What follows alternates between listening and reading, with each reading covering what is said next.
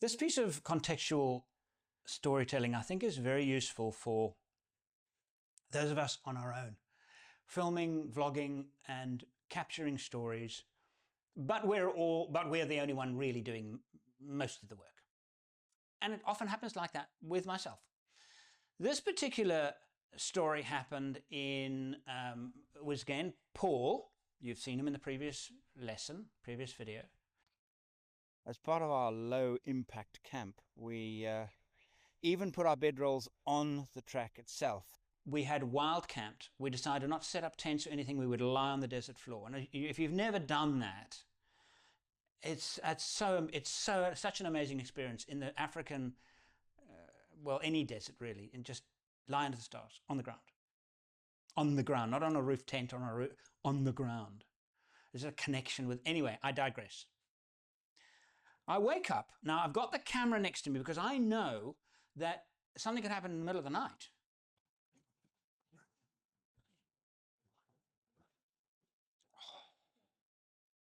What an amazing night. What a privilege to sleep under the stars. And I would either want to record the sound or, if it was light enough, roll camera. So I have the camera in a waterproof container bag next to my bed on the ground, ready for me to just pull it out, turn it on and shoot. So I did a little piece to camera about the Southern Cross. It was really, really early. So I literally just set up the camera. I literally just set up the camera like this and pointed at myself and started talking. It doesn't get better than this. Lying under the southern sky, the sky in which there is the only constellation with celebrity status. The Southern Cross is a constellation used by explorers for centuries to navigate, because it is such a reliable and easy to identify way of finding true south. Now, if you look at the constellation, the crucifix is easy to spot because it has two pointer stars, and they always point to the top of the crucifix. Then Paul got up to make coffee, and there was a bit of a banter between us. And I was using the 4-second rule, okay, and I would point the camera with the lens cap off at Paul, and he would be saying something. I've got a short rifle microphone, so I'm reasonably good with capturing voice. There was very little other ambient sound. So I'm holding the camera, I'm holding it still. 4-second rule, holding it still. Okay, so I'm holding it still and I'm pointing it at Paul, and he's talking to me. And I am talking to him too, but I've got the camera here, so I can just get my framing right, and I'm talking to him. What would I have in an edit? If you think about it, Paul would say something, one character would say something. What would be the shot you would want to cut to? You would want to cut to a reaction, wouldn't you? So what do? Bacon and eggs. I know what I'd like. Some of those little chipolata sausages. Absolutely. Could you do that? Did you just dream something? You've obviously woken up from a dream. I'm on my subject because he's now reacting. I'm controlling the conversation. So I then turn it around to myself and I say something to Paul. Then he comes to bring me my car, and we have this little banter, which I think is very funny. Could you do that? Chipolatas? Next time. You've obviously woken up from a dream. I am in a dream. You're in a dream. I am in a dream. The reality is that coffee's about it. Not a bad dream. Not a bad one. I dreamt about Gwyn last night. Oh, what did you dream? She was being very nice to me. No, don't read anything into it. Come on, this is not Freudian. Don't read anything into it. She was just being nice to me. Been alone for a week too long. No, she wasn't being that nice to me. Ah. Fantastic. Oh, you're taking her around that way, are you? Right to here. Yeah, very funny. Coffee's about here, tell me. Did you see what?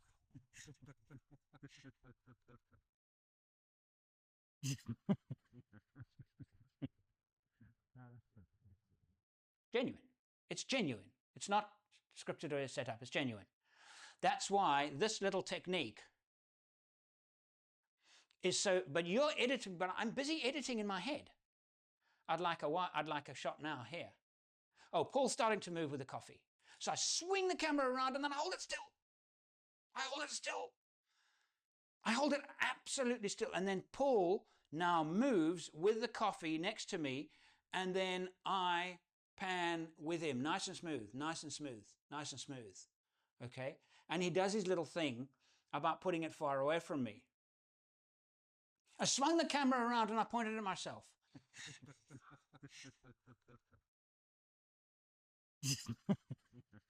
I'm acting, but it's real. He's moving around. He doesn't even know the camera. He's so used to having a camera around, he just does his thing. And I am constantly getting him, getting me, getting him, getting me. And I'm editing in my head. Paul, do you want a rusk? No, thanks. It's a pity. I was going to put them over there. And that's what you've got to do. You've got to become an editor while you're actually pointing the camera at things. Construct your story.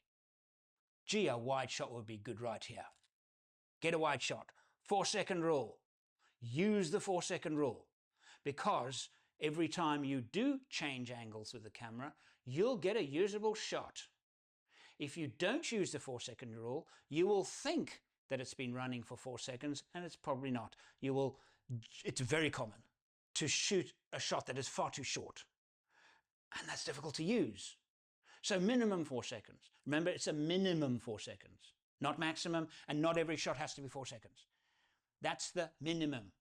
Okay, it's important that I reiterate that, because it's sometimes confusing people. Oh, it has to be a 4-second shot. No, it doesn't.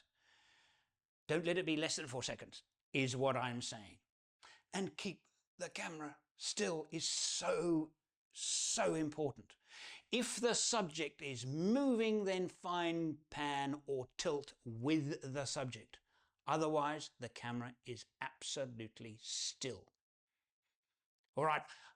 I think it makes an absolutely lovely little sequence. Many of you may be thinking, how can you lie? So exposed to wild animals. Well, it's actually a cattle area. Donkeys. Saw a lot of donkeys, cows.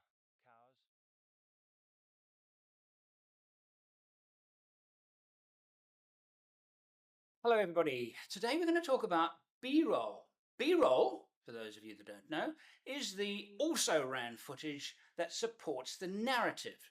So the narrative could be called A-roll if you like. That's the main story and structure. The B-roll is all of the other bits and pieces that is shot to support the narrative. Absolutely vital for good storytelling.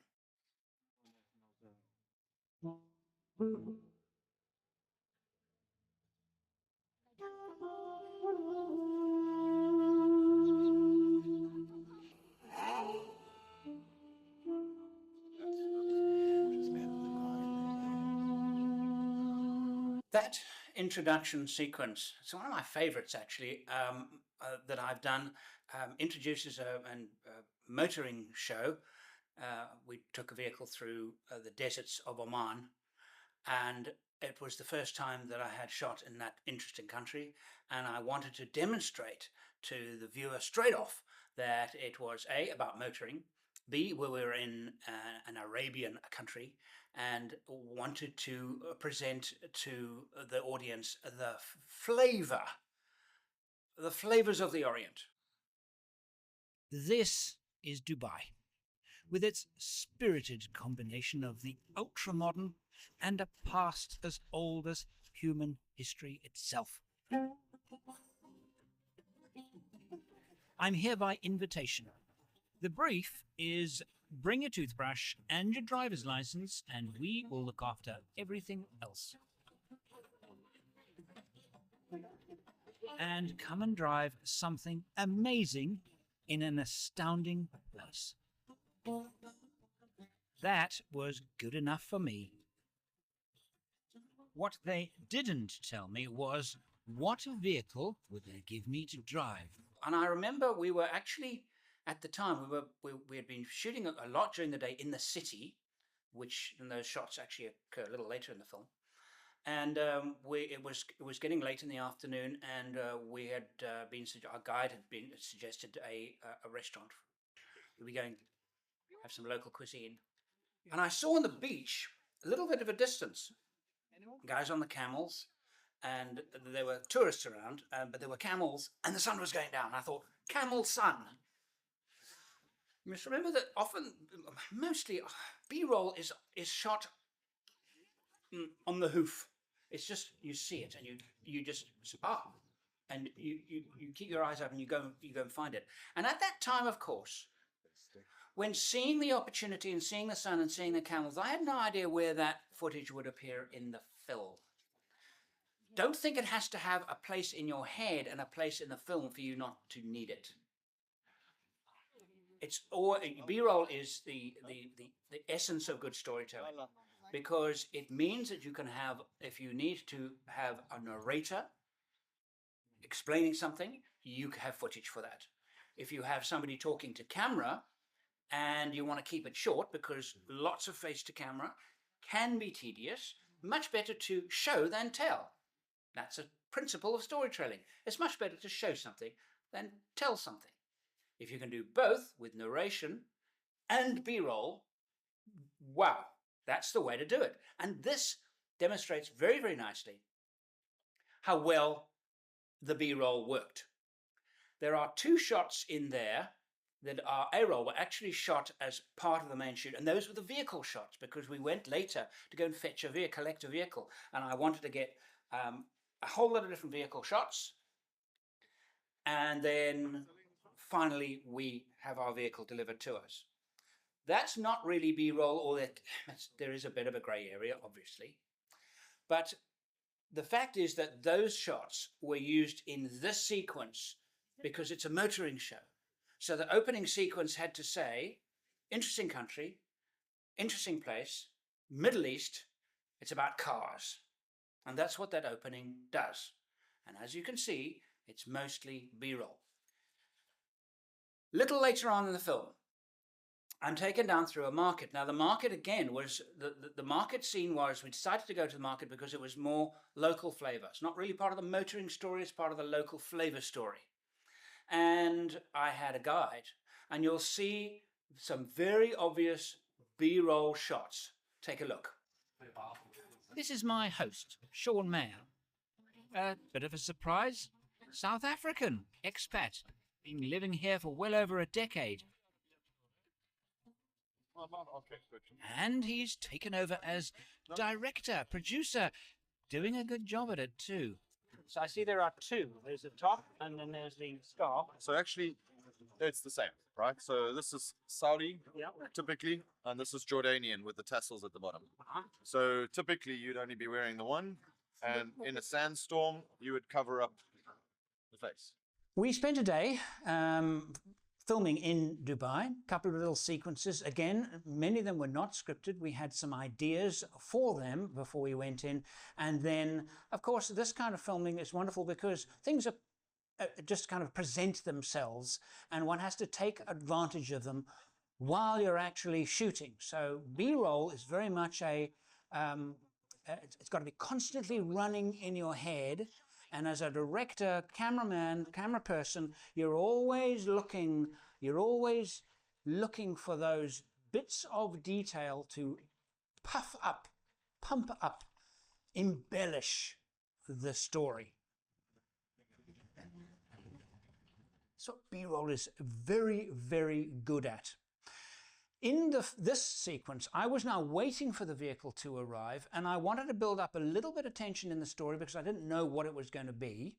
And so again, in the story, in terms of storytelling, building tension is great because it keeps your audience involved. Again, B-roll embellishes that. So by getting, you'll see here, I'm waiting for this vehicle, this whatever is going to be given to me. I have no idea, but I keep getting shots of this really old tatty Land Cruiser. So there was a bit of a counterpoint there, and I wanted to try. I don't know if it works. I think it kind of does in a way. It kind of works that they do have in their inventory some very, very old tatty Land Cruisers. Maybe they'll give me one of those instead of something, you know, fancy that I'm hoping for. I think it's a nice sequence. Take a look. Can I have a look around? Oh, okay. Absolutely, we're proud of you. The vehicle's on its way. Because I don't know what they're going to give me. I mean, they've told me it's not off the shelf. And they've said that they're very confident that I'm going to love it. But is it a Jeep? Is it a Land Cruiser? I know a little bit about the Arabs and the way they like to modify their vehicles. And they really sometimes go so over the top. It's just unbelievable, some of the creations they come up with in these countries. I have no idea what I'm going to get. In fact, I'm too scared to guess. Oh well, while I wait, I guess it's time to look at some of the accessories they produce, and of course these delicious old Land Cruisers. This Land Cruiser is believed to be the only 1958 original unmodified Land Cruiser of its type that is still running today. And why it's significant to me is that this green was originally done for the military and only available to the public in the 1960s. Those few examples, I think, is a good start in understanding how important B-roll is. In the next video, I'm going to talk about equipment. What equipment is the best for those B-roll shots, particularly those B-roll shots that you have to capture on the run. And of course, B-roll audio is every bit as important as B-roll video.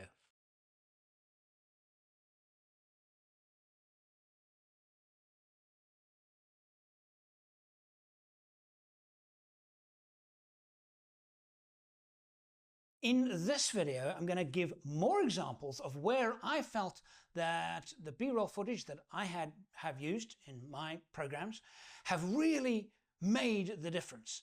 And towards the end of the video, I'm going to share with you what equipment I used to get such great footage. Scared of pressing of the buttons here in case it accidentally shoots a torpedo and sinks the Jeremiah O'Brien. Forgive me for a moment while I indulge my love of ships. The Jeremiah O'Brien has an even more illustrious history. She is a Liberty ship, a rare survivor of the 6,939 ship armada that stormed the Normandy beaches on D-Day in 1944. Amazingly, she is kept in ocean-going condition and returned to France on the 50th anniversary of the D-Day landings, the only large vessel from the original landings to return. The ship footage was really an afterthought. We were in San Francisco, we were visiting a place in San Francisco where they build these trucks that I was about to drive, and we thought we would do some touristy things, and the ship was just so enchanting. I love ships, and could be photographed so well. The light was nice, I had the right equipment, so I gathered a whole lot of B-roll footage, and it turns out to be a nice, short, nice little diversion from the main story. It's quick, and it just changes the pace of the video in terms of the storytelling. A little diversion sometimes helps, as long as it doesn't take the focus too much away from the main story. A little diversion is good. During the trip through the US, and that particular one, I shot a lot of material because the scenery was interesting, the road trip was nice, although quite uninteresting because it was just, you know, asphalt, so we weren't going off the beaten path, we weren't going off grid or anything special like that. It was just a nice trip and a fairly ordinary camping spot. But it turned out to be a very nice music montage. Now, in storytelling, it's always a great idea to vary the pace. So if it's a very strong story structure and you need some light relief, or you need to change, I like to call it break state. Your audience is feeling a certain way, is gathering the story, and a break state means change of pace, change of scene, change of feeling and emotion. In this particular situation, I used a piece of music. We were out in the country. It was a nice piece of library music that I found that just had a nice feel about it. and it was suited to a road trip. This sequence is 100% B-roll. Death Valley.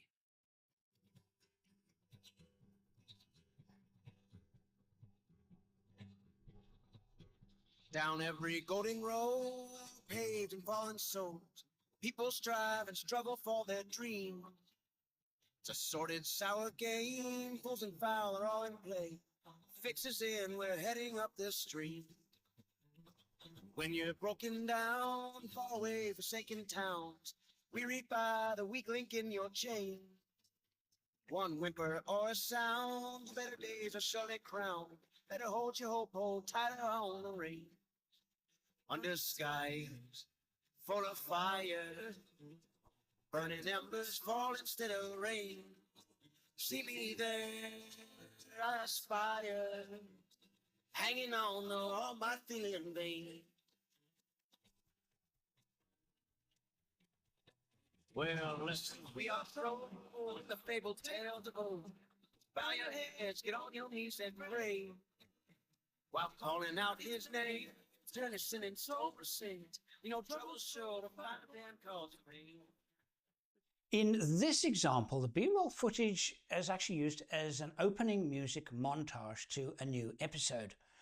Now, you'll notice the music that I've used presents the mood, but so do the sound effects. So the sound effects were captured at the time as separate. The cattle in the background, there's a voice, there's the sheep herders, you can hear their voices. That was recorded separately. I don't even think I was filming them. So again, this is now a combination of me gathering B-roll footage, B-roll sound, and compiling a sequence to open an episode. I want you to look specifically though at the lenses that I was using during this sequence. See if you can pick out a common way I was shooting. And then we'll talk about the equipment that I used.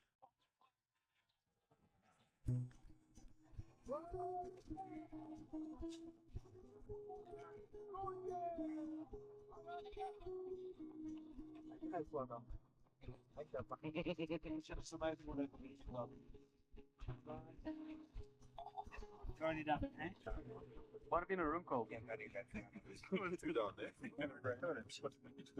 Because it is, but it's self-service. B-roll footage is there to add texture, to add flavor, to add detail. Rarely do lots of wide shots as is B-roll footage. So, I mean, for example, if you had an action camera on the front of a bike, yeah, you could use a piece of that as B-roll footage, but with wide shots, there's so little detail. You know, if it's just mounted on the front of a vehicle going over a track, what is it saying to your audience? It's saying to them, you're on the track, and the track is rough, and the sky's blue. What else is it actually, what other information is it actually giving to your audience? The answer is very little. If you had a wide shot of a town or a city, what information is it giving to your audience? City? Sunny? Not much else. And there's a very good chance that shots like that are going to be used in your narrative anyway. You'll have establishing shots, so your audience will understand the position, location. You'll have used those already. So for B-roll, they're not great for B-roll because you can use them for B-roll, but you've got to keep them short. You can't have, you know, I see a lot of drone shots used as B-roll, but unless that drone shot is fantastic and presenting the information to the viewer that is rich and full, and there's lots of it, again, you can't run them for long sequences because they become tedious. Every shot of a video should be presenting a certain amount of information to your audience, And the soundtrack that goes with it presents the emotion. In other words, how the audience is meant to feel. So that's why I go on and on about when gathering B-roll, it's absolutely vital that you get B-roll sound. We'll talk about that first. Microphones like this are very, very good. This is a Sennheiser. You'll see the details below in the video description. It's a long rifle microphone designed for general audio. It's very good for voice if the voice is reasonably close to it. Very good for ambience, but very good specifically for the sound of an animal, a bird sound, the particular V8 engine roar, or something like that. Full ambient sounds, much better to use a stereo microphone because it gives volume. All right, but for B-roll footage, B-roll shooting, specifically shooting for B-roll, a microphone such as this is a very good choice. In terms of lenses and cameras, the best B-roll is getting close to your subject. Now, a lens such as this is, I use this a lot for B-roll. It's a 16 to 35 millimeter f2.8 lens. Being wide angle zoom, it means that I have to get close to my subject. And when I say close, very close. Because that's what's so beautiful about a lens with a wide opening, such as 2.8, is that you can throw the background out of focus and the audience's eye immediately latches onto the piece that you're focusing on. So in other words, you can have quite a lot of image in the frame, but only small part of it in focus, and the eye catches that small part that's in focus. And now it's a very interesting perspective because our eyes don't normally see that. We're now seeing it blown up, or we're seeing it in really, really clear. There's something about this kind of B-roll, capturing this kind of B-roll with a wide angle lens, getting in really close. And when I say really close, I'm talking close. I'm talking that close. Literally talking this close to your subject matter. The alternative to a wide angle lens is a telephoto lens. In other words, your subject is far away, but you're bringing it close. So again, get close.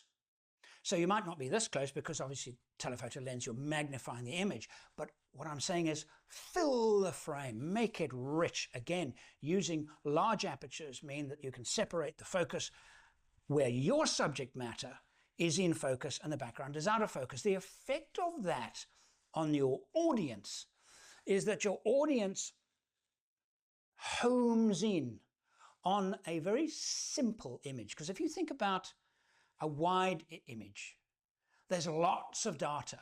So what does your audience focus on? Nothing specific. Nothing specific. The moment you want your audience to focus on and see something specific, you've got to get in close. And the best way of getting in close, wide angle zoom, getting in very, very close and opening the lens up so the background is out of focus. Or a telephoto lens, you don't have to get as physically close to the subject, but still do the same thing. Fill the frame using wide apertures. And again, you can, as a filmmaker, decide on what you want your audience to see, and they will see that specific thing and nothing else. And that is the beauty of this shooting B-roll with this kind of camera. In the previous scene, you saw the opening. I was using there a Canon 5D Mark II that was filmed in 2012, that particular scene. And I was using the standard lens, which is a rather nice, was a 24 to 105 f4, if I remember correctly. And when it zoomed in, it gave a reasonable, and I opened it up all the way to f4, and it gave a nice look, a really nice look to those scenes. So I'm not using very highly specialized equipment. I'm just I'm using good equipment, but I am just taking advantage of the wide aperture and getting in close to my subjects. The final one on this mini-series about B-roll, I'm going to again show you how to apply your mind when out there filming. How do you find the B-roll? What do you do to actually, you know, your eyes are scanning around, you're looking for that detail that I've spoken of. How do you go about doing that?